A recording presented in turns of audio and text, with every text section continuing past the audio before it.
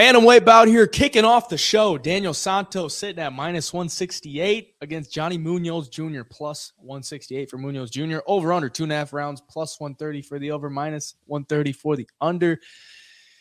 Who do you like in this one? You got Willie Cat Santos coming in here off a big performance where he was the underdog against John Castaneda and looks like an absolute stud. Looked like the second coming of Charles Oliveira. I mean, he got dropped a couple times in that one, but that's how those guys that shoot the box fight. They're going to throw caution to the wind. They're going to get hit. They're going to keep coming forward. And they're going to put the pressure on you and break you, and that's what he did. Johnny Munoz coming off a win against Ludwig Schelinian, which can't say is all that impressive. I mean, he got it done by a decision, but then a TK or a KO/TKO loss against Tony Gravely in the first round. He got put out with the uppercut.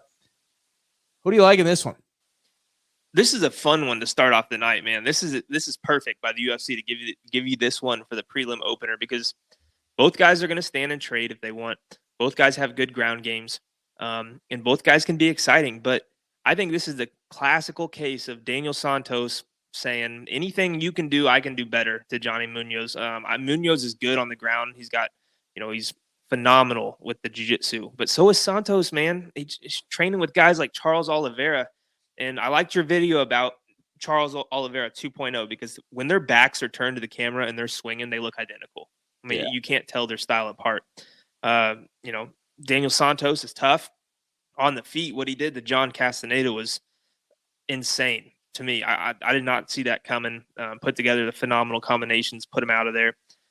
Johnny Munoz on the feet isn't a bad striker, but you can tell he's not a traditional. Like that's not his game. That's not his style at all. This dude wants to fight on the mat. If it goes to the mat, I think Santos can hang. He's definitely going to be good enough to make it competitive there. So anywhere this fight goes, I just see Santos being a little more aggressive, having a little bit more dog in him. I think he gets the win here. I think he could finish Munoz too. And I love this fight to start the card. Daniel Santos minus 165. I think that's about as good a number as you're going to get. I think this thing gets wider as the week goes on. So I already pulled the trigger on BetOpenly. Daniel Santos, give me him all day in this one, honestly. Yeah, that's a fun one.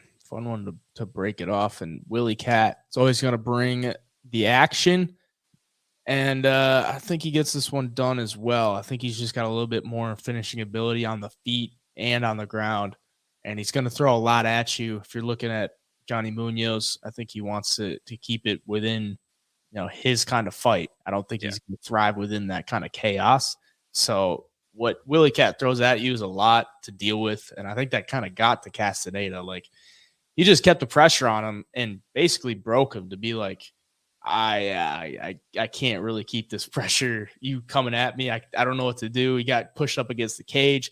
Willie Cat would just let off some combinations, and it didn't go well for him. So I think he can do a similar thing here to Johnny Munoz. But if it does go to the ground, I mean, like you said, Munoz got a solid ground game. So maybe he could pull something off there. But Santos, if he does get cracked, he just falls to his back like Charles. Like he's like just invites you to come in his guard. So maybe he could give up a round or two if he doesn't get submitted down there, if he gets cracked. But Johnny Munoz is not a big, massive hitter. So, yeah, he's only lost by decision, Willie Cat. Yeah. So I'm going to take him as well.